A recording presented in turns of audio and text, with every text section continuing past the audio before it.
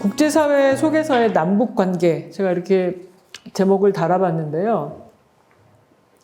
제가 이제 이화여대 북한학과에서 공부를 했습니다만 저는 남북관계 전공입니다. 통일 문제와 관련돼서 이 남북관계를 제대로 이해하고 또 북한은 우리에게 누구인지 또 우리는 그들에게 누구인지를 제대로 이해하는 것이야말로 남북관계를 잘 가져갈 수 있는 그런 기초가 된다 이렇게 생각이 됩니다. 그런데 이 남북관계가 우리끼리만의 관계였으면 참 좋겠는데 요즘 보면 아시겠습니다만 국제사회 속에서의 어떤 규정력을 갖는다라는 점을 또 우리가 이해해야지만 될 것 같습니다.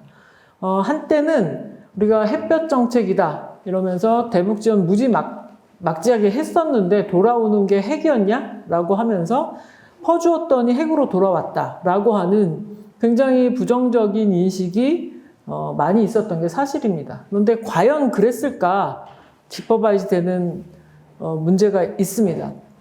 요즘은 미국하고 북한하고 핵 실험하는 것과 제재하는 그런 관계가 그냥 자연스럽게 모두에게 학습이 돼서 아니 북한의 핵은 미국하고 해결하려고 하는가 보다라는 어떤 학습 효과가 있었다고 저는 봅니다. 지난 2018년도 6월 12일 싱가포르 회담 이후에도 이게 해결되지 않고 북미 관계가 지금 경색되어 있는데 오히려 국민들에게는 이 모든 상황을 지켜보는 국민들에게는 좋은 학습의 기간이었다. 저는 그렇게 나름대로 평가를 하고자 합니다. 그래서 이 숙명적인 국제관계 속에서의 남북관계 이 다이내믹스를 우리가 잘 이해해야지만 되는데 역사는 되풀이된다는 말이 있듯이 90년대 초부터 지금까지 남북관계가 잘 되는 맥락은 국제사회 속에서 북한의 핵 문제를 해결하고자 했었던 그런 상황이 연속적으로 진행되고 있음을 살펴볼 수 있습니다. 그래서 제가 주로 90년대 이후에 남북관계는 우리의 어떤 독자적인 관계뿐만 아니라 국제사회 속에서 특별히 핵 문제 해결하는 과정에 있어서의 맥락 속에서 진행되어 왔음을 한번 좀 확인하는 그런 시간을 갖고자 합니다. 제가 이렇게 유명한 학자도 아니고 좀 이렇게 뭐라고 할까요? 검증된 강사 이렇게 되면 참 좋겠는데 아직 제가 제시하는 어떤 내용들을 다 받아들이지 못하실 분도 많이 있을 것 같아서 제가 이런 분들한테 배웠다라는 그런 자기 보호를 위해서 책을 좀 소개해 드릴까 합니다. 제가 가장 존경하는 임동원 장관님이신데요. 임동원 장관님이 피스메이커라는 책을 쓰셔서 제가 말씀드릴 저간의 그 남북관계 형성기의 여러 가지 일들을 쭉 현장에서 진행시키셨던 전문가이신데 제가 임동원 장관님으로부터 배웠고 또 정세현 장관님, 제 은사님이신데 정세현 장관님은 1970년대부터 박정희 정권 때부터 통일부에서 일해 오셨었던 전문가 중에 전문가이십니다. 그래서 정세현 장관님의 어떤 현장에서의 경험 이런 것들도 제가 부족하지만 배우면서 이 남북관계를 이해했다 말씀을 드리고 싶습니다. 제가 오늘은 대표적으로 정세현 장관님하고 임동원 장관님 책만 소개해 드리지만 그 밖에도 이종석 장관님, 그다음에 김연철 장관님, 한한상 총리님 이런 분들이 다 그 회고록을 쓰셨어요. 그래서 여러분 기회가 되시면 그분들 책 찾아서 읽으시면 제가 여러분께 지금 나눠드리려고 하는 그 내용이 저 혼자의 생각이 아니었다라는 것을 확인하실 수 있을 겁니다. 자, 첫 번째 슬라이드. 국제사회와 북한. 다 아시는 바와 같이 1990년대에 북한에 큰 국가적인 위기가 있었죠. 기아가 발생했었고 또 국제사회에 도움을 요청하고 나왔습니다. 1995년에 북한이 FAO나 국제기구에 자신들의 그 식량난을 호소하면서 국제 지원을 요청했었어요. 그래서 그 당시 대북 지원 단체들이 굉장히 많이 북한을 지원을 했었는데 국제사회 속에서 우리는 같은 민족인데 대한민국은 지원하지 않냐? 라는 그런 프레셔가 좀 있었다고 합니다. 그래서 이제 우리도 같이 쌀 보내고 비료 보내고 대북 지원에 동참했었던 거죠. 이 상황을 이해하지 못하시는 분들은 뭐 김대중 대통령 혹은 노무현 대통령 때나 뭐 이런 햇볕 정책이나 대북 정책을 펼쳤었던 것으로 알고 계시는 분들이 많은데 그렇지 않다. 90년대 기아가 발생했을 때 북한 스스로 국제사회의 도움을 요청했었고 국제 NGO들이 많이 지원을 했었고 우리도 거기에 같이 지원을 하지 않을 수 없었다. 그런 상황을 생각해 보실 수 있으면 좋겠습니다. 그리고 또 이제 중국하고 우리가 1992년에 국교를 수립하거든요. 그러면서 동북 삼성 지역에 중국 선교를 꿈꾸셨던 분들이 많이 나가 계셨어요. 그런데 그분들이 현장에서 식량을 구하기 위해서 탈북을 했었던 탈북민들을 만나게 되면서 그 소식이 이제 한국 국내에도 알려지게 된 거죠. 당시는 이제 불법 월경자들이었었기 때문에 북송을 한다든지 아니면 뭐 중국 내에서 좀 좋지 않은 대우를 받는다든지 하는 인권 이슈들이 생겼었죠. 그래서 중국 내 불법 체류자 북송 문제로 인해서 북한 인권 문제가 제기가 되기도 했었습니다. 핵 개발과 미국의 봉쇄 정책, 뭐 이 얘기는 계속 이번 시간 내내 제가 말씀드릴 내용입니다. 그래서 북한을 이해할 때 국제사회의 맥락을 우리가 잘 알아야 되겠다라는 것이 제가 강조하고 싶은 내용입니다.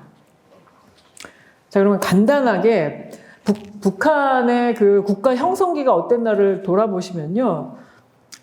미군정과 소련 군정 하에서 미국의 혹은 소련의 비호를 받는 정파가 정권을 획득하게 되죠. 지난 시간에 최완규 총장님도 말씀하셨습니다만 정부 수립을 나중에 하고 민족의 통합을 먼저 꿈꿔왔었던 그런 분들이 헤게모니 쟁탈전에서 탈락이 되고 정부 수립을 먼저 하는 것을 주장했었던 정파들이 남북에서 각각 소련과 미국의 지원을 받으면서 정권을 획득했기 때문에 그때부터 분단의 비극은 시작된 거다 이렇게 말씀하시기도 하셨었는데 그 지점을 우리가 한번 생각해 봐야 될 것 같습니다.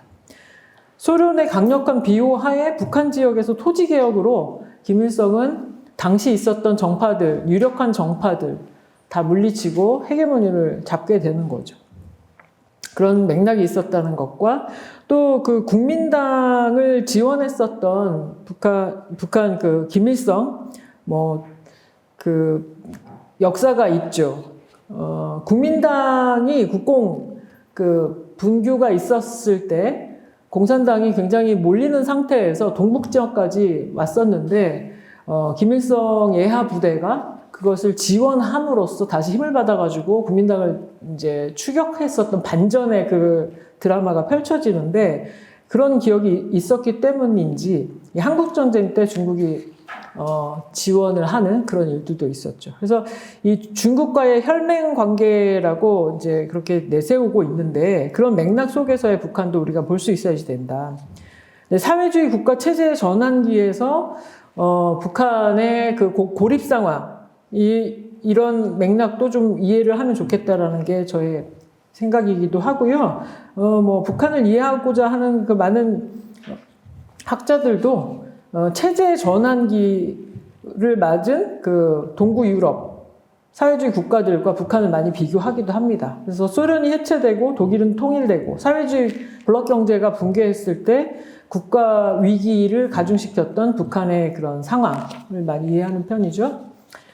자, 그래서 이 국제사회와 북한을 같이 보시면서 북한이 어떤 맥락에서 체제 수호에 나서게 되고 핵을 개발하게 되는지 이런 맥락을 같이 보실 수 있으면 좋겠습니다. 자, 역대 남북 합의서 오늘 주된 그 맥락은 남북 합의서에 관련된 얘기들인데요. 72년부터 지금까지 쭉 남북 합의서가 채택이 되어 있습니다. 북에서는 김일성, 김정일 그 수령들이 채택한 이 남북 합의서는 철칙과 같습니다. 우리하고 다르죠. 그래서 아직까지도 7.4남북 공동성명의 내용을 북한 인민들이 잘 알고 있습니다. 남북기본 합의서 6.15, 그 다음에 14, 4.27, 9.19 오늘 쭉 보시겠는데요.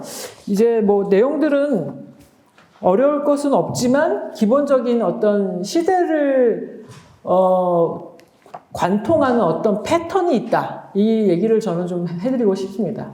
90년대나 지금이나 이 북한의 핵 문제는 계속 있었던 것이고 그 북한의 핵 문제를 해결하기 위해서 국제사회, 특히 미국과 공조하는 가운데에서 남북 합의서들이 도출되는 그런 맥락을 좀 짚어봤으면 좋겠습니다. 자, 이렇게 말씀드렸는데 벌써 시간이 많이 갔네요. 예전 이야기들이니까요. 제가 짧게 이제부터는 스킵을 좀 해보도록 하겠습니다. 7.4 남북 공동성명과 국제환경 당시에는 닉슨 독트린이라고 하는 미국의 대외 전략이 크게 한번 바뀌었었던 시절입니다. 한국전쟁을 전후해서 냉전이 본격화됐다고 저는 보는데요. 왜냐면 여러분 아시겠습니다만 그러니까 제2차 세계대전에 소련도 연합군으로 참전을 해서 승전국이 되죠. 그때까지 미국과 소련은 같은 편이었습니다. 그런데 동구의 어떤 사회주의 국가들의 어떤 맹주국으로 소련이 등장하면서 미소 냉전이 시작된 것이 바로 한국 전쟁 전후라고 그렇게 저는 봅니다. 그러다가 전쟁이 한반도에서 일어났고 3차 세계대전으로 확산되는 것을 우려한 미국하고 또 소련과 또 중국 이런 열강들이 서둘러서 휴전 협상에 들어가잖아요. 그래서 60년대는 굉장한 냉전 시대였었다면 닉슨 독트린이 1969년에 발표되는데 70년대 들어와서는 이제 제1차 대탕트의 시기를 맞는 겁니다. 그런 국제 환경 속에서 남북 공동성명이 채택이 되는 거예요. 72년. 그리고 시대를 거슬러 와서 이제 90년대에도 말씀드렸었던 것처럼 소련이 해체되고 동구 사회주의 국가들이 체제 전환을 하고 독일은 통일되고 이런 와중에 그 전까지만 해도 북한은 유엔의 분단국인 채로 가입할 수 없다. 왜냐하면 영구 분단을 꾀하는 것이기 때문에. 그래서 통일이 되기 전까지는 유엔에 가입하지 않겠다라고 하는 정책을 바꾸어서 노태우 정부 당시였었는데요. 유엔에 가입하는 그런 일이 있었죠. 그리고 남북기본 합의서도 동시에 채택이 됐었습니다. 그래서 탈냉전기라고 하는 국제사회 속에서의 또 한 번의 큰 출렁이는 그런 큰 파장 속에서 남북관계도 이렇게 남북기본 합의서를 도출하는 관계로 발전했다. 그 다음에 2000년대도 마찬가지인데요. 2000년 6.15 남북공동성명을 발표했을 때에도 그 전까지 북한의 그 핵 문제가 또 굉장히 이슈가 됐었습니다. 그러다가 미국에서 페리 프로세스가 발표가 되면서 북미 커뮤니케라고 하는 지금 돌아보면 정상회담이 뭐 굉장히 오래 한 20년 후에 성사가 됐지만 2000년에 이미 국방장관이었었던 메리 올브라이트가 북한 평양을 방문하고 조명록 차수가 클린턴을 만나면서 그때 바로 수교 직전 단계인 북미 커뮤니케를 체결을 합니다. 그게 2000년이고요. 그런 선상에서 6.15 남북 정상회담도 가능했었던 겁니다. 그리고 14 남북 정상선언 때에도 역시 이 핵 문제 플러스 한반도 평화체제 모색이 이슈였었는데 이 북핵 문제와 평화협정을 패키지 딜로 하자라는 말이 그때도 있었습니다. 4.27 판문점 선언과 9.19 평양 선언 여러분의 그 기억 속에 다 있으시기 때문에 강조하지 않겠습니다만 역시 되풀이 되는 일인 거죠. 북한의 핵 문제와 한반도 평화협정 문제를 패키지 딜로 하자라고 하는데 여전히 잘 안 되고 있는 거죠. 제가 드린 내용이 사실 오늘 강의의 전부일 수도 있는데요. 좀 사진을 곁들여서 한번 쭉 보시겠습니다. 남북한 최초의 합의문인 7.4 남북 공동성명이 있었을 때 우리 유락 대표하고 김영주 대표 만나는 장면이고요. 유락 특사는 김일성 수령과도 회담을 했습니다. 말씀드렸던 대로 이 미중 대탕트의 해빙기 속에서 이루어졌었던 남북 대화다. 닉슨 독트린이라는 게 무엇이었냐면 미국은 직접적인 그 전 세계 군사 개입하지 않겠다. 핵 위협같이 굉장히 큰 군사적인 위협이나 이런 것들은 직접 대처를 하겠지만 아시아 국가는 국내 문제를 직접 해결해라 라는 것이 닉슨 도트린의 내용이었어요. 그래서 이때 미군 철수도 계획이 되어 있었고, 미군 철수가 되는 우리가 상상하지 못한 그런 일들을 겪으면서 남북한이 서로의 그 국력을 확인하기 위해서라도 대화가 필요했었던 그런 시절이었었죠. 1971년도에는 실제로 2만의 미군이 철수가 되기도 합니다.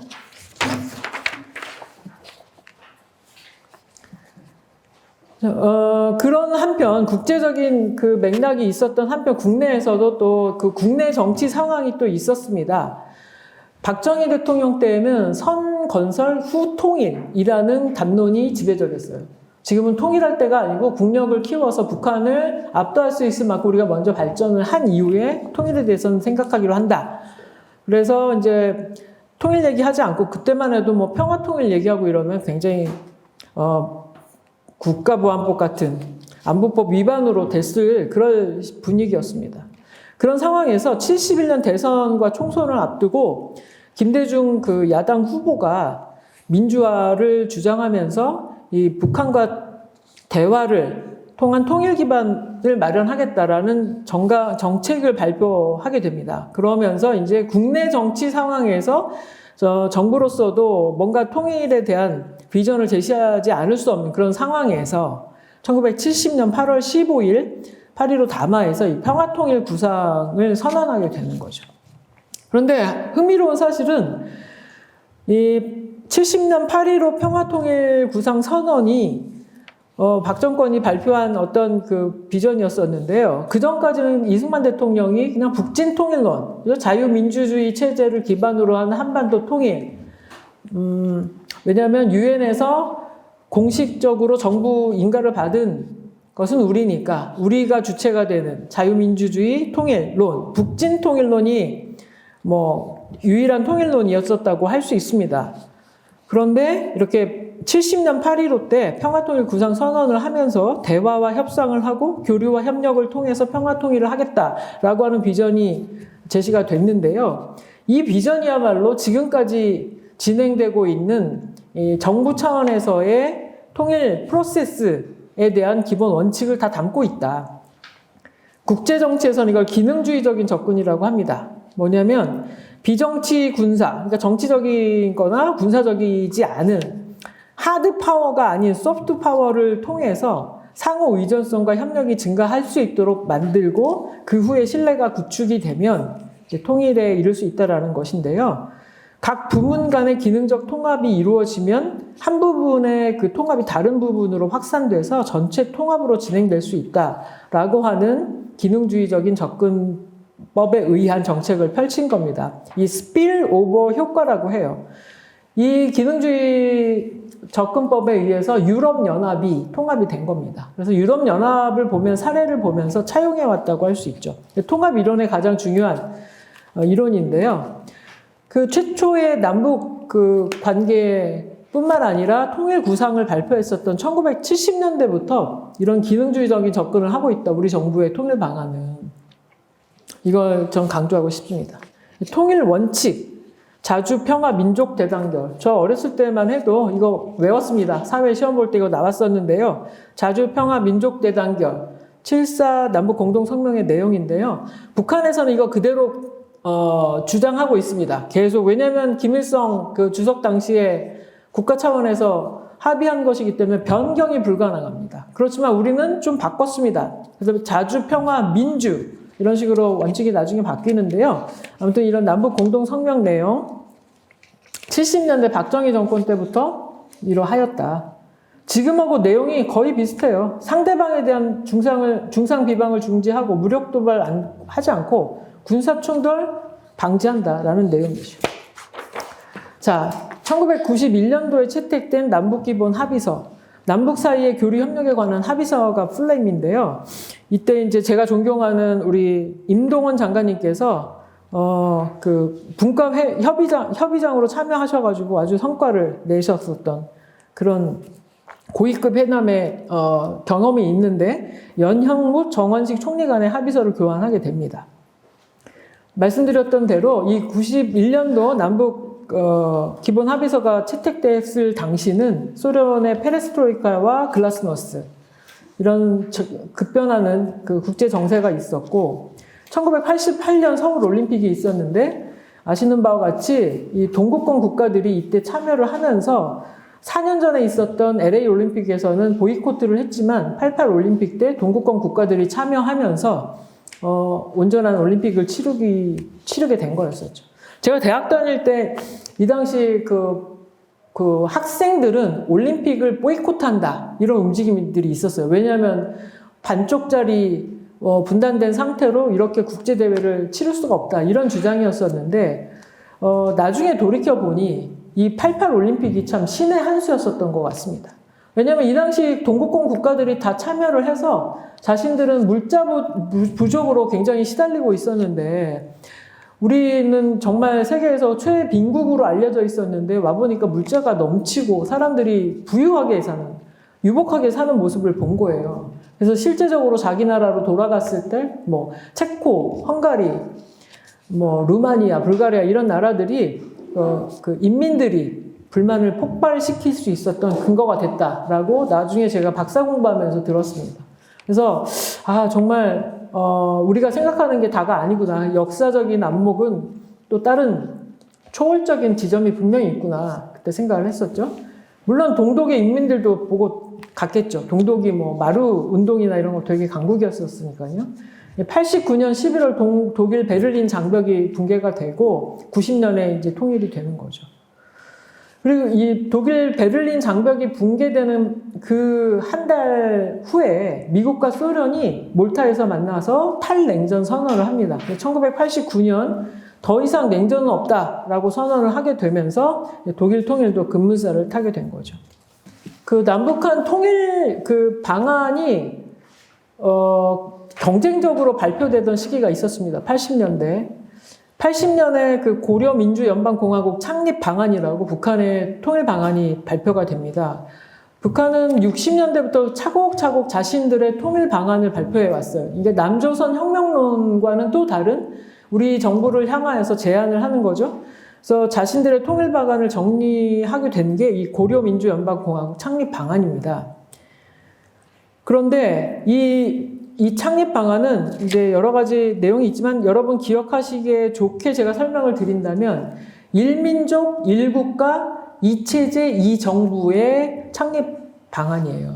그러니까 민족이 하나, 그리고 국가도 하나. 그렇지만 체제는 남북체제, 정부도 남북정부, 1민족, 1국가, 2체제, 2정부의 통일 방안이 고려민주연방공화국 창립 방안입니다. 이걸 주장을 해왔었는데요. 그 선결 조건이라는 것을 내세웠죠. 그 국가보안법 폐지하라, 평화협정 체결하라, 미군 철수하라. 이런 내용을 80년대까지는 이렇게 주장을 했었습니다. 그런데 이제 미군 철수를 우리가 받아들일 수는 없는 것이고, 국가보안법도 당시만 해도 서로 간첩을 파송하고, 우리도 북파 간첩이 있었습니다. 북한도 우리한테 남파 간첩을 보냈지만 그런 당시였기 때문에 무리한 주장이었었고 이 얘기는 뭐 통일을 하지 말자라는 이야기다 이렇게 받아들이는 분위기였었죠. 그러다가 1989년도에 우리 정부의 그 한민족 공동체 통일 방안이 제시가 됩니다. 단계적이고 점진적인 통일 방안이었는데요. 기능주의적인 접근 방법입니다. 교류 협력을 통해서 신뢰를 쌓고 남북연합 단계로 간 후에 온전한 통일 국가에 다다른다라고 하는 점진적이고 단계적인 통일 방안을 제시하는 것이죠. 이 통일 방안은 지금까지도 다 유효하게 각 정부들마다 이제는 좀 공식적으로 받아들이고 있는 것 같습니다. 그래서 제가 이 점을 강조하는 것은 박정희 대통령 때나 노태우 대통령 때나 김영삼 대통령 때나 김대중 대통령 이후 우리 정부의 통일 방안은 이렇게 단계적이고 3단계에 해당하는 점진적인 통일 방안을 계속 가져가고 있다. 그런 면에서 통일 정책에 있어서는 어느 정도 컨센서스가 이루어지고 있다. 저는 그렇게 봅니다.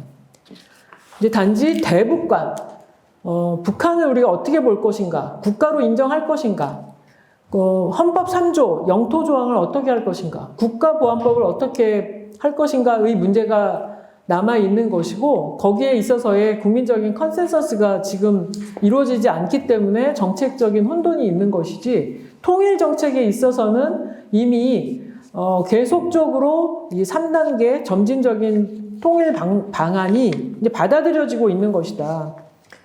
그렇게 저는 생각합니다. 남북기본합의서 내용입니다. 남한과 북한이 이 나라와 나라 사이의 관계가 아닌 통일을 지향하는 과정에서 잠정적으로 형성되는 특수관계라는 점을 인정한다. 지난 시간에 최양규 총장님이 그렇게 말씀하셨죠. 이게 뭐 하자는 거냐. 뭐 사실혼인데 결혼한 것은 아니지만 계속 관계는 유지하고 있는 그런 애매모호한 그런 것이 아니냐라고 말씀을 하셨는데, 저는 그냥 이 남북기본합의서의 전문에는 이렇게 규정하고 있지만 그 내용을 보시면 일단 남북 화해, 그 다음에 남북 불가침, 그리고 남북 교류 협력이라고 하는 우리 3단계 통일 방안에 근거한 구체적인 합의였다라고 봅니다. 그래서 전문에서는 나라와 나라 사이의 관계가 아니다라고는 했지만 일단 남북 간의 불가침을 이야기했고요. 1장에서 남북 화해를 이야기하면서 상대방 체제의 인정과 존중을 얘기했기 때문에 국가의 실체성을 저는 인정을 했다고 그렇게 보고 싶은 것이죠. 그리고 뭐 지금 이 당시가 노태우 정부 때였었는데요. 김대중 대통령이나 노무현 대통령, 그리고 문재인 대통령이 주장하는 내용들이 다 고스란히 남북기본합의서에서 비롯된 내용들이라는 것을 여러분 확인하실 수가 있습니다. 이 당시에도 그 정전 상태, 그러니까 휴전협정 이후에 아무것도 변화된 것이 없기 때문에 그 정전 상태를 평화 상태로 전환하는 문제, 이것이 또 이슈였습니다. 그리고 이제 남북 교류 협력에 있어서는 자원의 공동 개발, 물자의 교류, 합작 투자, 철도와 도로의 연결 및 해로 항로 건설, 길이 좀 연결되게 하는 것, 남북한이 화해하고 상생하고 같이 잘 살아보려면 다른 길은 없다라는 것을 이렇게 확인하실 수 있습니다. 그리고 이제 10년 후에 2000년 6.15 남북 공동선언이 있었죠. 이때 이제 김대중 대통령, 이희우 여사 같이 이제 라운드 테이블에 서서 손잡고 노래 부르시는 것인데요. 여기 사진의 맨 오른쪽에 있는 분이 바로 임동원 장관님이시고 그 옆에 계신 분이 장상 총장님이십니다. 제가 장상 총장님이 이 6.15 정상회담 다녀오신 후에 북한 지역에도 여자대학교를 세우겠다라는 비전을 발표하셔가지고 제가 그냥 심장이 이렇게 쿵쾅쿵쾅 뛰면서 공부해야 되겠다라는 생각을 하기도 했었습니다. 그래서 이화여대 북한학과에 들어갔었는데요. 금방 될 줄 알았어요. 시간이 참 많이 걸리고 있습니다. 자, 이 6.15 정상회담 당시에도 북한의 핵 문제가 큰 이슈로 있었습니다. 오늘은 북한 핵을 주로 말씀드리는 시간이 아니기 때문에, 페리 프로세스, 클린턴 정부가 어떻게 북한의 핵 문제를 해결하고자 했는지, 요 점만 좀 말씀을 드리려고 합니다. 1단계에는 북한이 미사일 발사를 중지하고 미국의 대북 경제 제재를 해제한다.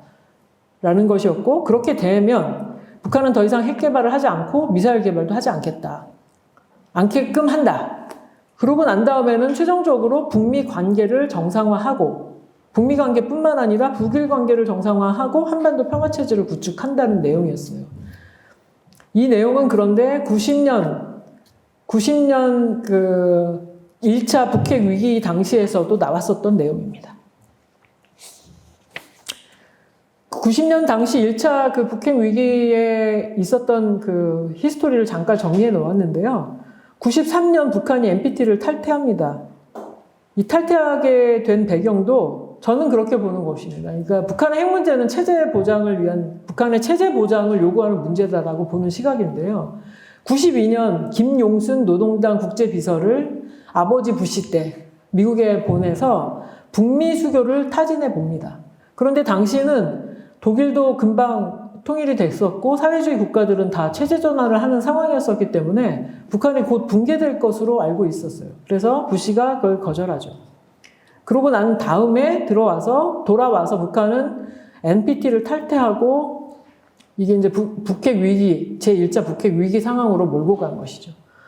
북한이 NPT를 어떻게 가입하게 됐냐면 1985년도에 소련으로부터 실험용 경수로를 넘겨받으면서 NPT에 들어가라고 권면을 해서 그때 이제 가입하게 된 거였었죠. 근데 러시아가 이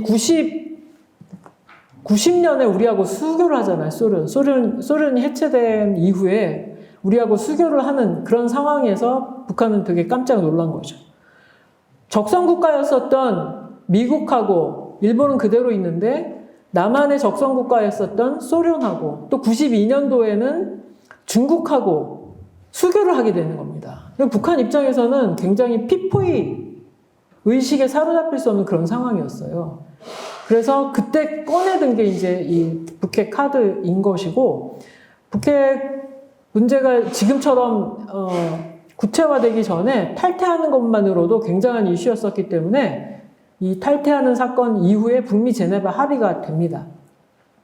제네바 합의 내용은 뭐냐면 북한 스스로 경수로 개발하지 말라. 외부에서 경수로를 만들어서 줄 테니까 에너지를 위해서만 북은 핵시설을 사용할 수 있게끔 유도하는 그런 합의였었죠. 그래서 제네바 합의가 94년도에 합의가 돼서 이제 시간이 흐른 후에 이제 본격화돼서 97년도에 경수로 건설이 신포지구에 시작이 됩니다. 그래서 이제 한국전력의 그 인원들이 북한 지역에 파견이 돼서 경수로 작업을 한참 했어요. 우리 국민이 북한 지역에 파견됐기 때문에 국민을 보호하기 위해서 당시 안기부인지 국정원인지 소속이었었던 서훈 국정원장님이 그때 처음 우리 그 국민들을 보호한다는 명목으로 그 신포지구에 파견이 돼서 근무를 하셨습니다. 그런데 1년 후에 경수로 공사가 막 진행되고 있는 1년 후에 금창리 지하 핵시설 의혹이 미국 의회에서 터집니다. 그래서 또 이제 뭐 난리가 났는데 이때 북한이 참지 못하고 98년도 8월 17일 이 금창리 지하 핵시설 의혹이 있다라는 보도가 터졌는데 좀 기다렸으면 어땠을까 싶은데 31일 날 대포동 미사일 발사 실험을 해버립니다. 굉장히 북한은 그 날선 그 신경전을 하고 있었기 때문에 조금이라도 자신들의 체제 안보에 위해가 될 것 같은 그런 분위기를 참지 못했었던 거로 저는 봅니다.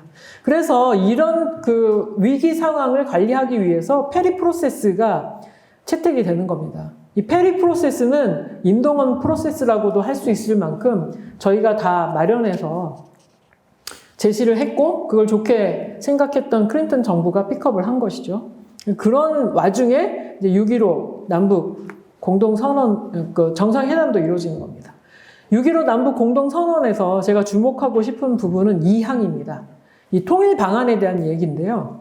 이 남측의 연합제안과 북측의 낮은 단계 연방제안이 서로 공통성이 있다고 인정하고 앞으로 이 방향에서 통일을 지향시켜 나가기로 하였다. 요 내용인데 국내에서는 이게 잘못 알려져가지고 북한의 연방제를 수용했기 때문에 김대중 대통령은 빨갱이다 이런 얘기가 있었고 김대중 대통령의 대북 정책을 이어받은 노무현, 문재인 다 빨갱이다.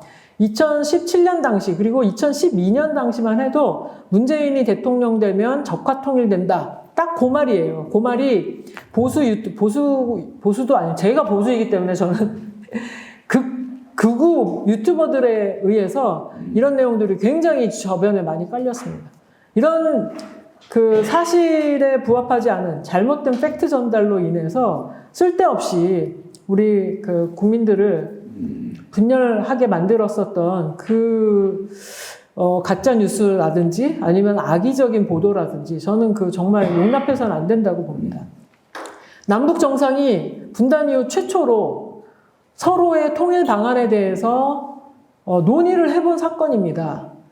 우리는 말씀드렸듯이 3단계 그 통일 단계 중에서 남북연합은 2단계에 해당하는 거죠. 교류협력을 한 후에 남북연합을 하고 완전한 통일국가로 나아간다. 그 2단계에 해당하는 남측의 연합제와 북측은 고려민주연방공화국 창립 방안이었었는데 89년도에 이미 김일성 수령이 신년사를 통해서 한쪽이 먹거나 먹히지 않는 그런 통일을 추구해야지 된다라고 하면서 자신들의 그 느슨한 연방제라고 하면서 약간 온전한 연방제는 아니지만 보다 낮은 차원의 연방제를 제시한 일이 있습니다. 이게 89년, 90년, 10년사에서 발표된 내용인데요. 이미 10년 전에 했었던 내용들을 복귀해서 이렇게 북측의 낮은 단계 연방제와 남측의 연합제안이 서로 공통성이 있다. 그렇게 인정하고 앞으로 그 방향에서 통일을 지향시켜 나가기로 했다라는 합의를 위한 합의였습니다. 남측의 연합제는 아까 제가 고려민주 연방제를 설명드렸던 방식으로 말씀을 드리면 1민족, 2국가, 2체제, 2정부의 통일 방안이에요. 근데 2국가 체제, 그러니까 남북연합은 사실은 국가연합으로 볼 수 있는데 북한을 국가로 보는 거냐라고 하는 어떤 국내 여론을 의식하셨는지 남측의 연합제, 그러니까 국가연합이라는 말은 쓰지 않고 그냥 남북연합 이렇게 쓰는 그런 분위기를 엿볼 수가 있습니다. 그래서 이 6.15 이항은 오히려 적화통일이나 흡수통일, 흡수통일은 남한의 북한을 흡수하는 흡수통일도 있지만 북한도 남한을 흡수하려고 하는, 즉 남조선 혁명론에 의한 그런 흡수통일 방식은 현실적이지 않다라는 것을 서로 인정한 거라고 저는 봅니다. 그래서 최초로 이렇게 남북 정상이 만났을 뿐만 아니라 민족의 장래 통일 구상에 대해서 이렇게 합리적인 합의를 하고 왔음에도 불구하고 이것이 곡해되고 있는 현실은 바람직하지 않다 이렇게 봅니다. 6.15 때 우리가 이렇게 정상회담 하고요. 10월 달에 조명록 차서가 클린턴 대통령 만나서 이렇게 또 다시 한번 고위급 회담을 진행합니다. 92년도에 김용순 비서가 방미했을 때하고는 분위기가 또 다른 겁니다. 그래서 이 클린턴 회담 때 나왔었던 북미 꼬미니케의 내용은 뭐냐면 북미 관계를 개선하고 정전협정을 전환하고 남북 정상회담을 지원한다는 내용이었는데 이 내용이 바로 6.12 북미 정상회담에서 나왔었던 이야기입니다. 역사가 얼마나 반복되는지 모르겠어요. 자, 그리고 북미 커뮤니케를 체결하고 10월 23일 날에는 올브라이트 국무장관이 방북을 해서 김정은 위원장 방문하죠. 이때 김정은 위원장이 뭐라고 얘기했냐면 주한미군에 대한 생각이 바뀌었다. 주한미군이 동북아의 안정자 역할을 할 수 있다라고 생각한다라고 밝힙니다. 그러면서 이 평화협정을 체결할 때 그 전에는 고려민주연방공화국 창립 방안 80년도에 주장할 때만 해도 미군 철수가 전제였었는데 이제는 상황이 달라졌기 때문에 이렇게 입장을 바꾼 걸 볼 수 있습니다. 그 이후에 이제 14남북 정상선언이 있었죠. 14남북 정상선언도 제가 짧게 말씀을 드리면 클린턴하고 좋았는데 엘고어가 떨어지고 부시 대통령이 됐습니다.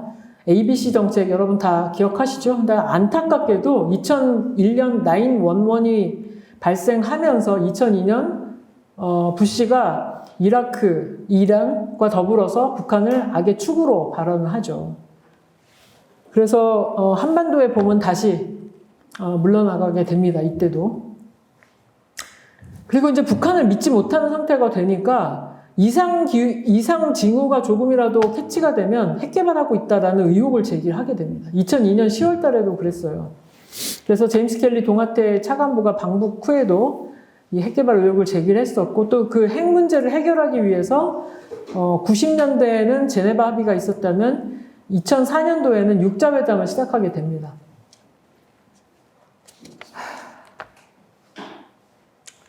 자, 그리고 육자회담이 이루어지고 난 후에 북핵 문제 해결을 위한 9.19 공동성명을 발표하죠. 내용은 또 무엇이었냐면 미국과 북한이 불가침 조약 체결을 하도록 하는 제안이었었고요. 북한이 핵을 동결하는 대신에 중유, 석유를 제공한다. 북한은 끊임없이 핵 문제가 자신들의 체제 보장과 에너지 문제를 해결하기 위해서 자신들도 평화롭게 원자력을 이용할 수 있도록 주장하는 겁니다.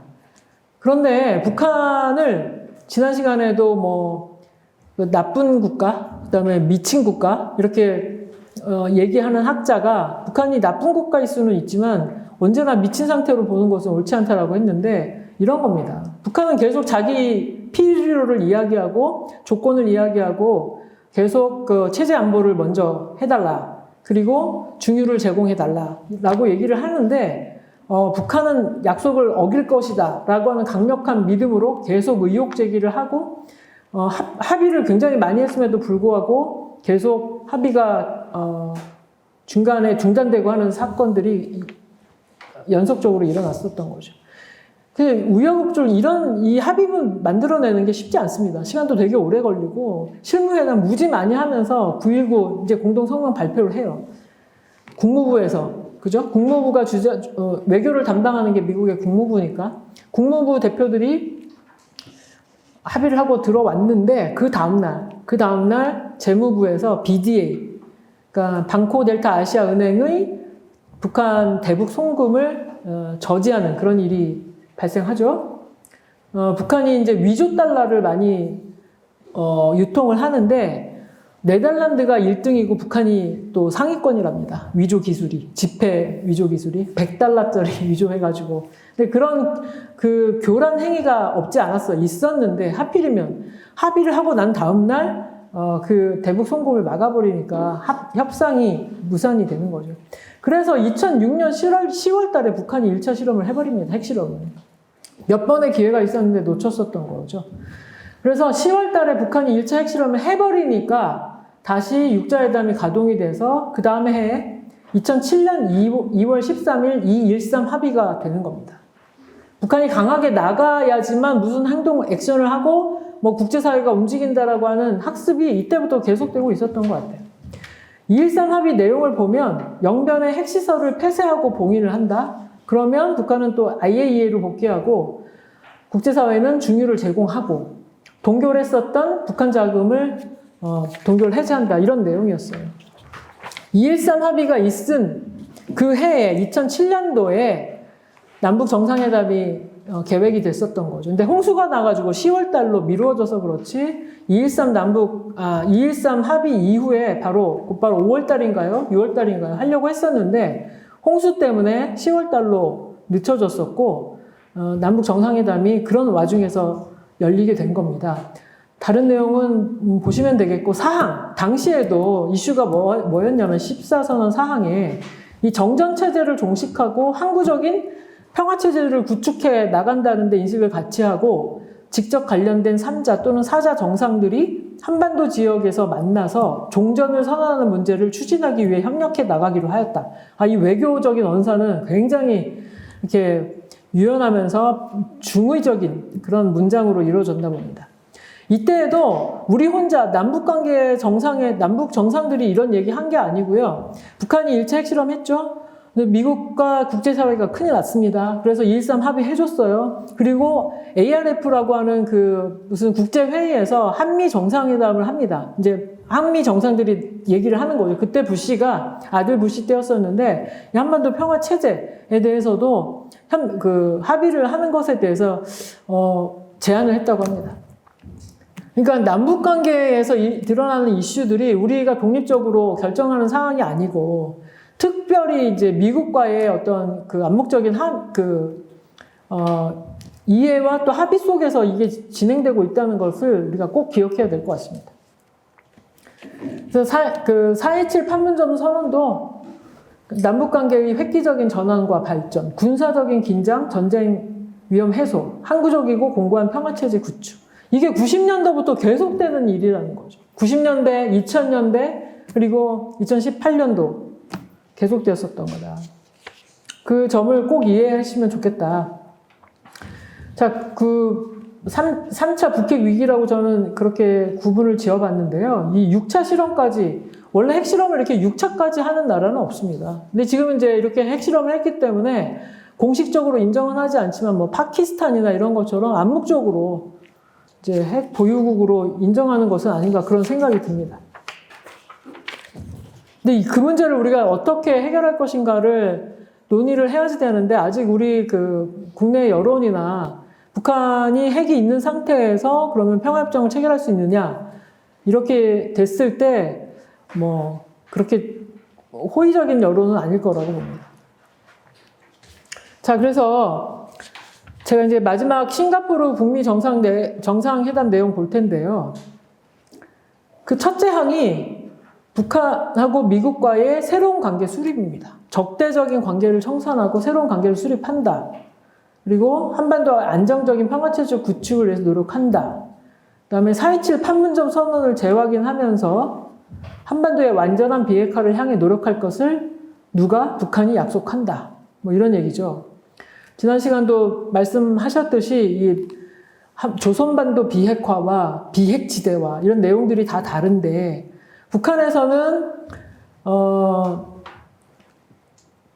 그 조선반도 비핵화를 이야기하는 것이죠. 그러면 그 얘기는 뭐냐면 한미합동 군사훈련 때 핵 추진, 항공모함도 들어오고 핵무기를 탑재할 수 있는 전투기들도 들어오는 거, 그것도 하지 말라는 게 북한의 주장이고요. 지난 시간에 말씀하신 것처럼, 우리 입장에서는 미국 입장에서는 북한의 비핵화만 강조하는 그런 상황이라서 세 가지의 시선이 존재한다. 이렇게 얘기하는 거죠.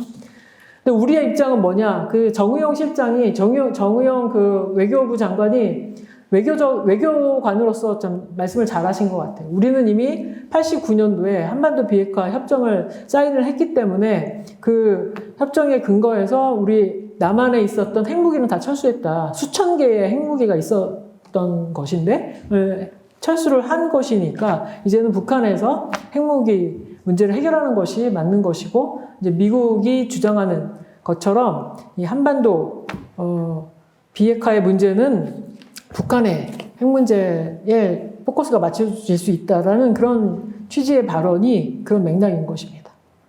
그러니까 북한은 한반도 비핵화를 얘기했을 때 미군을 통해서 핵무기가 반입되는 것도 금지하라. 근데 한반도 그 비핵화 협정에 의하면 6가지 그 제한한다는 내용의 핵무기를 들여오는 것도 안 하겠다는 내용이었었기 때문에 그거는 맞습니다. 이제 한미합동 군사훈련 때 핵무기가 들어오는 것에 대해서는 사실은 위반인 것이긴 하죠.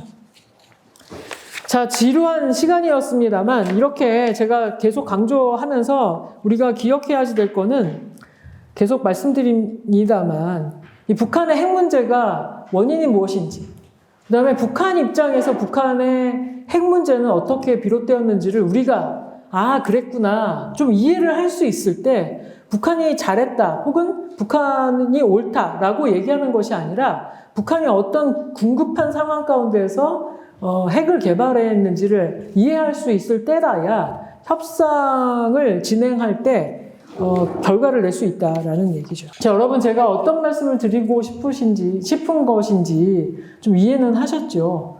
이 남북 관계가 우리만의 독립적인 관계가 될 수 없는 어떤 그 태생적인 한계에 대해서 말씀드렸고, 국제관계라고 하는 국제체제 하에서의 남북 관계를 이해해야지 된다 말씀을 드렸고, 그 와중에 북한의 핵 문제가 놓여 있는 것이다. 그 내용이 주된 내용인 것이고요.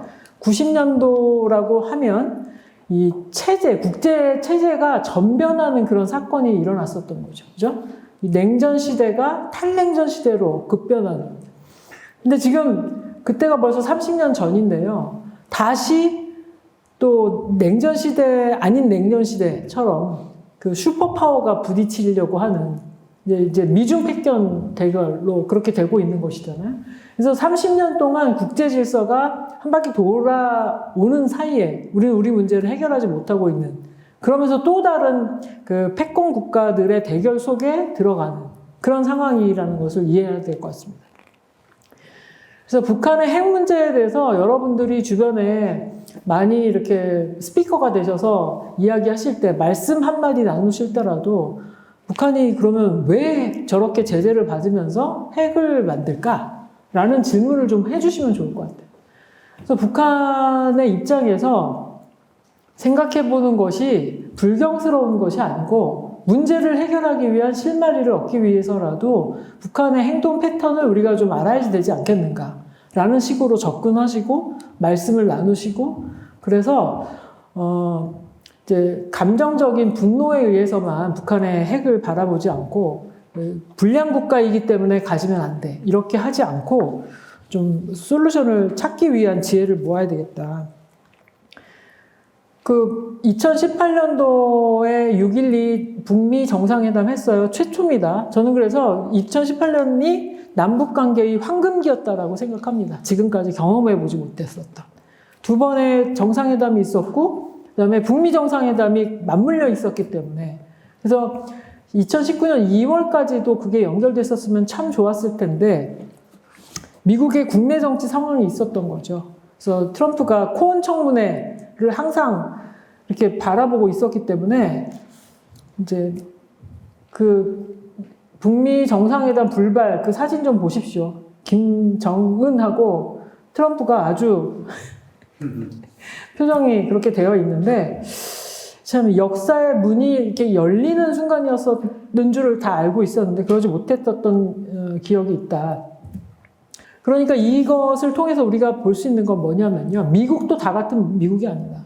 미국의 민주당, 공화당 그리고 그 내부의 정치 동압이 어떻게 작용하는가에 따라서 남북관계 더 이상 좋을 수 없이 좋았었던 거잖아요. 당시가. 우리 남북관계만으로 치자면 더 이상 좋을 수 없는 데까지 갔었으나 이 북미 관계를 중재하는 과정에서 미국의 국내 정치의 힘이 어떻게 작용하느냐가 이렇게 직접적인 영향을 받는 이 모습을 알 수 있는 거죠. 지금은 더 어려워진 상황입니다. 왜냐하면 국내의 여론 지형도 지금 좋지 않잖아요.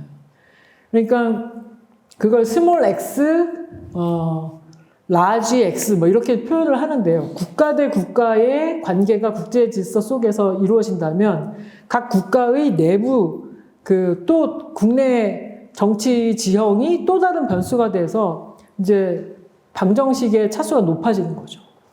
그래서 이게 일직선산에 쫙 됐을 때 싹 들어가야 되는 그런 상황인데 이때 막혔단 말이에요. 다시 우리는 백한 겁니다.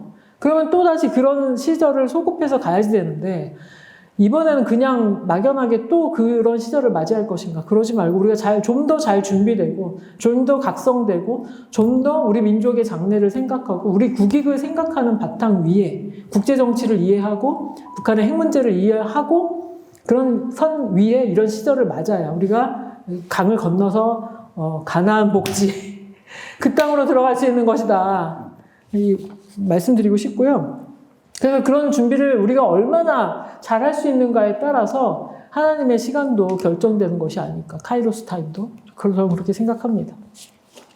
그래서 우리는 역사를 통해서 배운 이 교훈을 가지고 남한의 여론 지형을 우리가 움직일 수 있겠는가. 그리고 미국의 여론 지형을 우리가 움직일 수 있겠는가. 한 가지 그 희망적인 사실은 제가 뭐 여러 단체의 이사로 있습니다만 최근 들어서 미국 동포들이 유권자 운동을 하면서 미국 의회의 유력한 의원들에게 이 한반도 상황을 알리고 북한의 입장을 전달하고 그래서 솔루션을 제공하려고 하는 그런 움직임들이 있습니다. 한 3년 정도 된 움직임인데요. KPEC이라고 Korean American Peace Public Action Committee라고 하는 미주민주참여 포럼이라고 하는 그런 단체가 아주 굉장히 유력하게 활동을 하고 있습니다. 그래서 종전선언의 이슈는 우리와 북한이 직접 당사자이지만 미국도 당사자이거든요. 그래서 미국도 그 종전선언을 하라, 종전선언을 하고 평화협정을 체결하라라는 결의안이 하원을 통해서 올라가려고 지금 하고 있습니다. 그리고 미국에서 그 이산가족이 있단 말이에요. 그러니까 북한 출신 동포들이 미국에서도 있을 거 아니에요. 그분들이 고향 방문을 할 수 있도록 해달라. 그래서 그 미국인 방문하지 못하도록 되어 있는데 그 금지를 좀 풀어달라. 그래서 그 북미 이산가족 법안이 하원에 지금 통과가 됐다고 합니다. 하원에서 통과가 되면 이제 상원으로 가는 거죠. 그런 식으로 미국의 그 정치 상황 속에서 유권자들이 단합해서 끊임없이 의원들을 상대로 입법 활동을 하고 있는 굉장히 낭보입니다. 그런 상황이 있기 때문에 그들의 어떤 퍼블릭 공공 외교라고 본인들은 얘기하는데 저는 이제 민간 외교와 그 유권자 운동이 결합된 형식의 그런 액션이 또 어느 정도 변수로 작용할 수 있다. 그렇다면 우리 국내에서도 이 한반도 평화 이슈에 있어서만은 초당적인 합의를 만들어낼 수 있도록 우리도 유권자 운동을 조직하는 것이 정말 필요하겠다라는 생각이 듭니다. 그래서 최근에 종전평화선언 그 선언 운동 캠페인을 하는 참여연대를 비롯한 시민사회 운동들이 있는데요. 최근에 국회의원들한테 이거를 지지하는 캠페인을 요청을 했었는데 현재 민주당 의원들도 한 60명 정도만 그 캠페인에 함께하고 있다고 들었어요. 그래서 저는 이제 향후 대통령 선거도 다가오고 뭐 국회의원 선거도 있을 텐데 그 유권자 운동을 좀 조밀하게 펼쳐서 그 정치적인 분당을 초래하는 그런 이슈로 만들지 말고 이 통일 문제에 있어서는, 통일 정책에 있어서는 정부 안에서도 이제 컨센서스가 이루어져 있기 때문에 이게 어떻게 할 것인가에 대한 매니페스토링을 좀 해야 된다고 봅니다. 그래서 우리가 다 준비됐을 때 이 매트리스가 쫙 배열이 돼야지만 우리는 분당 구조를 좀 뛰어넘을 수 있는 그런 상황이 되지 않을까 싶습니다. 그래서 역대 남북 합의문의 공통점을 보면요. 다시 한번 강조 말씀드립니다만 교류협력을 통해서 서로 신뢰를 쌓은 후에 남북연합 단계까지를 통일의 어떤 과정에 있어서의 중간 단계 목표로 잡고 자꾸만 완전한 통일을 생각하지 말고 유럽연합 같은 통합 형식의 남북연합 간단합니다. 1국가 체제가 아니라 1민족 2국가 그 다음에 2체제 2정부 요 상태로서 남북연합을 우리의 당면한 통일 과제로 보고 점진적이고 평화적인 일방적인 흡수통일 비현실적이라는 것을 인정하고 그런 방식에 있어서의 합의를 좀 더 확산시켜 나가는 것이 필요하겠다. 그런 얘기를 합니다. 북핵 위기 속에 남과 북, 이제 우리 앞에 더 큰 과제가 놓여 있는데요. 다른 길은 없는 것 같이 보입니다. 이 남북관계 복원하고요.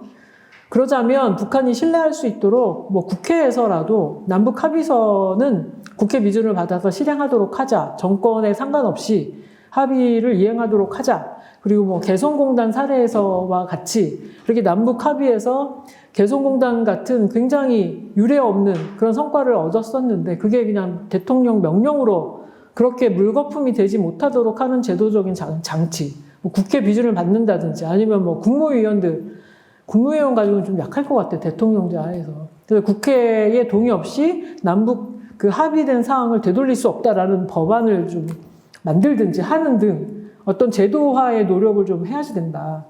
그리고 남한 정부뿐만 아니라 민관 거버넌스를 통해서 미국과 국제사회를 설득해야지 되고요. 북한 정부가 국제사회의 정상적인 일환이 되면서 핵과 미사일 개발 중지하고 인권과 민주주의를 실현할 수 있는 그런 길로 나아갈 수 있도록 우리가 피스메이커도 있지만 저는 페이스메이커라는 말을 좀 쓰고 싶은데요. 그런 역할을 우리가 할 수 있다면 한반도 평화가 성큼 우리 앞에 다가오지 않을까 그렇게 생각이 됩니다.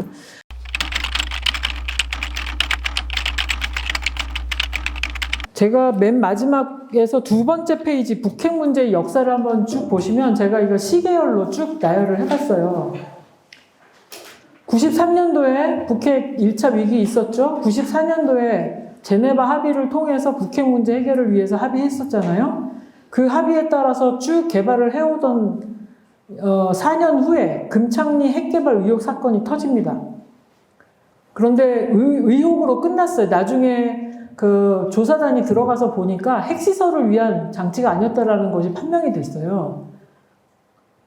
그리고 나서 2003년도에 또 NPT 탈퇴를 선언을 하는데 2001년도에 911 터지고 2002년도에 아까 그 켈리가 북핵 의혹 또 제시를 했다고 그러잖아요. 그래서 사실은 약속을 파기한 것은 미국이 더 많습니다. 하기로 했는데 뭐 이거 아니야? 라고 의혹 제기하고 의혹 제기만으로도 딱 스탑이 되는. 그리고 2005년도에도 마찬가지 말씀드렸습니다만 1차 9.19 공동성명을 발표했는데 그 다음날 재무부가 틀어가지고 틀어가지고 비디 사건이 터지면서 또 무산이 되고 이런 식의 패턴이 반복이 돼 있었다는 거죠. 와, 우리가 뭐 한미합동 군사훈련 할 때 쏟아붓는 그 화기 그런 것들이 북한에서는 굉장히 위협을 느낄 정도로 센 거거든요. 근데 그런 얘기들을 이제 얼마든지 객관적인 자료로 낼 수 있는데 다만 보도를 안 할 뿐입니다. 그리고 그런 얘기를 하면 빨갱이야? 이런 사회적인 분위기가 있는 거예요. 제가 이런 얘기를 하면 다 이렇게 손가락질하죠. 그렇지만 그것이 사실이기 때문에 그리고 제대로 알아야지 되기 때문에 말씀을 드리는 건데 이 얘기는 제 얘기가 아니라 그래서 제가 여기 보면 다 나와 있어요. 이 다음에 다 나와 있고 이거 열심히 공부해가지고 추린 겁니다. 이거 공부할 때 시간 너무 많이 걸려요. 그래서 이게 신뢰관계가 있는 사람들이 이제 얘기를 드리는 거다 생각하시고 의심쩍으시면 공부 열심히 해보시면 여기 다 나와 있습니다. 제가 자신 있게 그렇게 말씀드려요. 한 8대2 정도는 국제사회나 미국이 어긴 거고, 가만히 있으면 좋은데 그러니까, 뭐 이렇게 즉각적인 반응으로 막 해버리고, 핵실험 해버리고 하는 것은 이제 북한이 잘못한 건데, 그건 제가 볼 때는 신경증에 의한 그 약소국가 북한을 좀 이해할 필요가 있다. 막 피포이 의식에서 언제 죽을지 모르는 이런 움츠린 상태에서 외부 자극에 대해서 막 즉자적으로 반응하는 그런 부분이 많이 있었다는 것을 저는 이제 공부를 해보니까 이해가 된다는 거예요.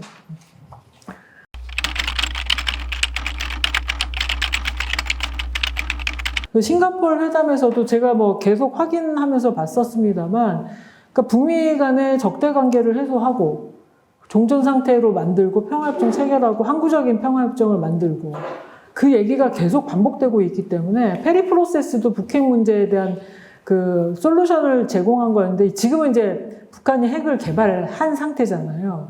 그러니까 그 전에는 개발이 이렇게 심각하지 않았었던 그런 상황이었었고 2000년 당시만 해도 1차 실험을 안 했었으니까요. 2006년도에 1차 실험이 됐었으니까요. 그래서 좀 상황은 좀 달라졌는데 이제 이슈가 달라진 거겠죠. 그래서 페리 프로세스뿐만 아니라 말씀드렸던 북미 커뮤니케 있잖아요. 북미 커뮤니케는 수교 바로 직전 단계에 하는 거예요. 이게 그렇게 순회 회담이 있고 정상회담만 하면 되는데 클린턴이 당시 그 르윈스키 스캔들에 빠져가지고 힘 빠지고 엘고가 안 되고 만약에 엘고가 됐다 그랬으면 아마 그때 체결이 됐었을 겁니다. 그러면 이제 핵 문제가 이렇게까지 심각해지지 않았었을 텐데 지금은 그래서 뭐 패키지 딜을 한다, 뭐 단번 딜을 한다, 점차적인 딜을 한다 이렇게 하는데 그 부분은 아마 충분히 설득을 하고 있을 거라고 저는 봅니다. 서훈 그 실장님이 뭐 최초의 북한 지역을 잘 가셨던 분이기 때문에 그 내용은 아마 충분히 다 전달이 되고 있을 것 같습니다. 그래서 싱가포르 회담으로 돌이키자는 얘기는 관계 정상화인데요. 관계 정상화가 가장 중요한 일이기는 하죠.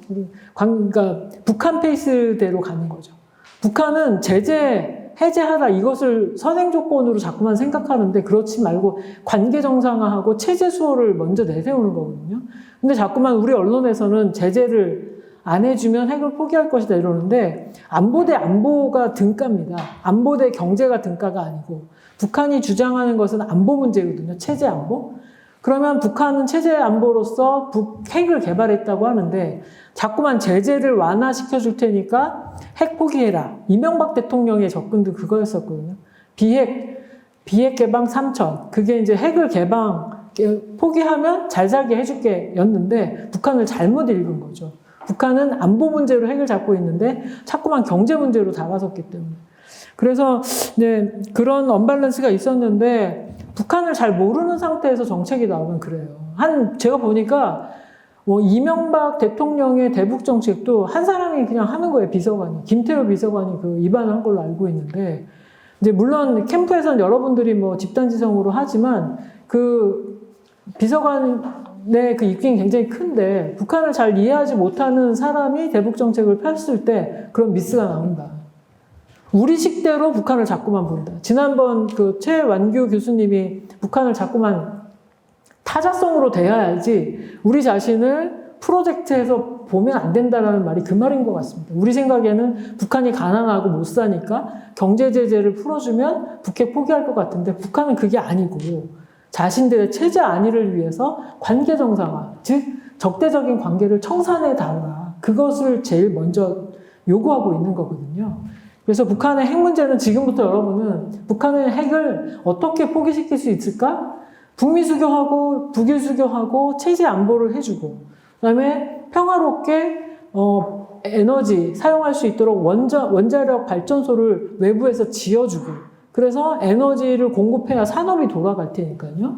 그래서 북한의 핵은 체제 안보와 에너지 문제다. 이렇게 귀결이 되는 건데, 이것을 알기까지 우리는 계속 뺑뺑 돌았어야지 되는지도 모르겠습니다. 근데 이제 한국 교회 다니시는 훌륭한 여러분들께서 이 얘기들을 하셔야지만 그때가 되지 않을까 싶고요. 우리 평통연대가 그래서 역할이 참 중요하다. 한국 교회를 향해서 공식적으로 이런 얘기들을 기회 있을 때마다 흘러보내서 사람들의 생각을 좀 바꿔낼 수 있을 때라야 우리는 그 시절을 맞이할 수 있지 않을까 생각이 됩니다.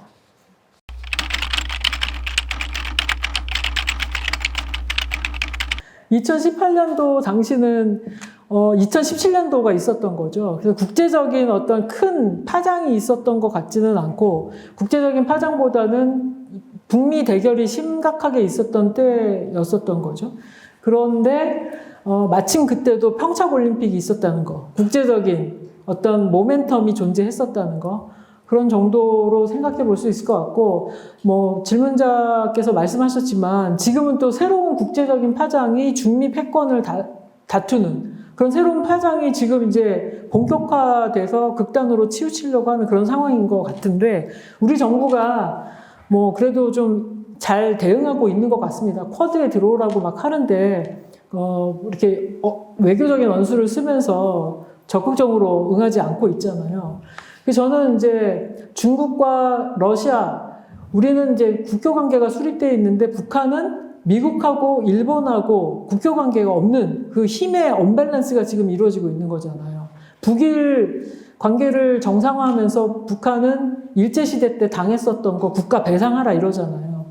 그렇게 북일 관계가 되고 북미 관계가 수립이 되면 힘의 균형이 여겨지면서 각국의 이해관계도 조금 달라질 거라고 생각합니다. 그리고 제가 공부하기 전에는 주변 열강들은 한국의 이 남북한의 통일을 원하지 않는다 이런 얘기들을 제가 언뜻 많이 들었어요. 그래서 국제학술회의 때 중국 그 북경대학교 교수님 굉장히 석학이 오셨길래 여쭤봤거든요. 그랬더니 무슨 소리냐. 우리의 이해 관계가 첨예하지 않는 한 그건 너희들이 결정할 일이지 우리가 그렇게 생각하지 않는다라는 얘기를 몇 번 들었거든요. 그 얘기는 뭐냐면 우리가 그 등거리 외교를 북한이 하듯이 좀 잘 할 수 있으면 저는 얼마든지 컨트롤 할 수 있다고 봅니다. 그러니까 우리는 중국하고도 국교 관계가 있기 때문에 과거와 다르잖아요. 러시아도 마찬가지고.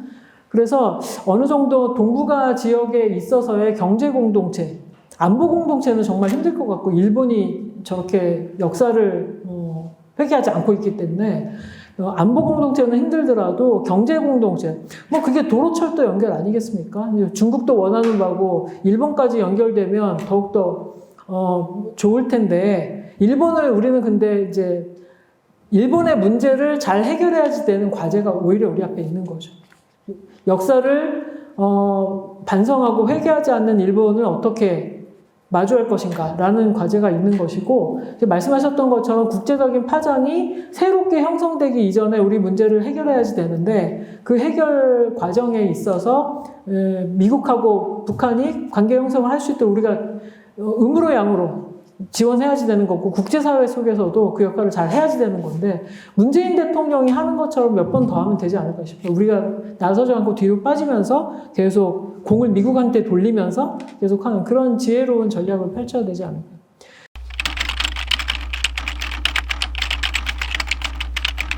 바이든 정부는 민주당 정부이고, 민주당 내에서 클린턴 정부 때부터 쌓여왔었던 북미 커뮤니케, 그리고 페리프로세스, 그런 것들이 쭉 있기 때문에 그 일을 잘 할 수 있는 사람이 그 자리에 딱 있는 것이 참 중요하다고 합니다. 제가 이제 문정인 특보님께도 여쭤봤는데 주변에 누가 있는가가 중요하지 한마디 하시더라고요. 여러 가지 또 사람들 찾고 이러는데 그런 관록과 경험과 또 제대로 된 이해를 하고 있는 분이 계시면 좋은데, 미 국무장관은 좀 굉장히 이해를 좀 많이 하고 계신 것 같아요. 근데 뭐 북한 인권 문제 내세우면서 계속 불량국가 이미지를 계속 갖고 있잖아요. 그런 일에 우리나라 그야말로 태극기 부대라고 할 수 있는 그런 분들이 가가지고 또 막 북한 인권 문제를 정치적으로 그렇게 전수미 변호사가 뭐 거기서 증언도 했습니다만 북한의 인권 얘기는 안 하고 문재인 대통령에 대한 문정권에 대한 그 잘못된 대북 정책 얘기만 굉장히 많이 했다는 거예요. 정치적으로 이용하는 거죠. 본인들도 모르게 그렇게 정치적으로 이용하고 있는 거예요. 북한의 인권 저도 공부했습니다만 북한의 인권을 진심으로 원한다면 교류 협력해서 북한의 그 북한 노동당이 인민들을 이렇게 꽉 장악할 수 있는 힘을 느슨하게 해야지 돼요. 그래서 인민들이 주체적으로 얘기할 수 있도록 그렇게 해야지 되는데 이렇게 폐쇄된 상황에서는 오히려 당이 인민들을 더 쥘 수 있는 그런 상황이 된다는 거죠. 그래서 우리 정부가 끊임없이 노력하고 있다고 저는 믿어 의심치 않고 이제 한미 정상회담 때 가서 5월 달로 예정돼 있다고 하는데 그때 가서 또 피력할 것이고 그런데 가만히 있으면 안 되고요. 말씀드렸습니다만 미주 동포들이 의원들 상대로 계속 메일링 보내고 우리나라 외교부가 그런 거 해야지 되는 거고 사사가와 재단 뭐 이런 일본 재단처럼 우리 기업들도 이런 국익을 위해서 뭐 한국학 연구하는 그런 대학교에 기금도 좀 내면서 민간 협력이 좀 이루어져야지 될 것 같아요. 문정부 혼자서는 도저히 풀 수 없는 일이고 그 일을 위해서 우리는 또 국내의 여론 지형을 만들기 위해서 또 노력을 해야지 될 것 같고 그래서 지금 벌어지고 있는 한반도 종전평화 캠페인이 그런 거거든요.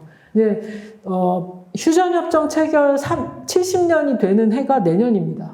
그때까지 휴전협정이 이제 70년 됐는데도 아직 이도저도 아니니까 종전선언을 하고 평화협정으로 가라. 내년.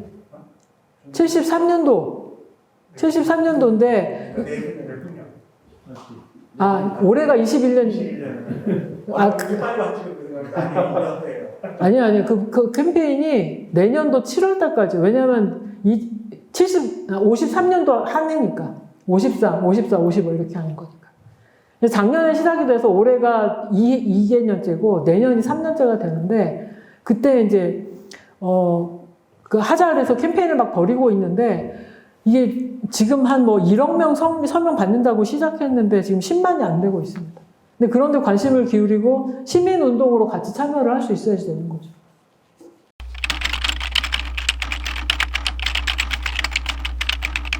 국회의원은 국민들을 대표하는 기관이잖아요. 민간 거버넌스라고 하면 정부 측 인사들하고 해야지 되는 건데 국회에는 뭐 김경엽 의원도 계시고 되게 많이 계세요. 근데 그런 의원들을 상대로 우리가 사실 그들을 향해서 우리의 입장을 정부를 향해서 대변하라. 이렇게 압박하는 국회의원을 압박해서 정책을 만들고 입법을 하도록.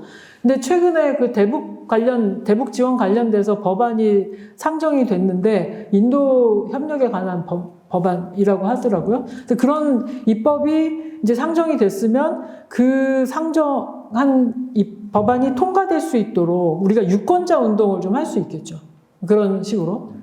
그리고 평통연대에서 해야 될 일은 저는 한국 교회에 저희가 해왔었던 거 아닙니까? 각 교단별로 통일선교 담당자들을 초청해서 당신들 교단의 통일선교 정책은 무엇입니까? 통일에 대한 비전이 무엇입니까? 듣고 오히려 교회 내의 통일 공감 컨센서스를 만들어 나가는 것. 그래서 교회의 협약을 만들든지 아니면 뭐 국민협약을 우리가 뭐 시작해서 뭐 시민사회를 향해서 확장시킨다든지. 그래서 우리는 이런 통일을 원하고 이런 정책을 원한다.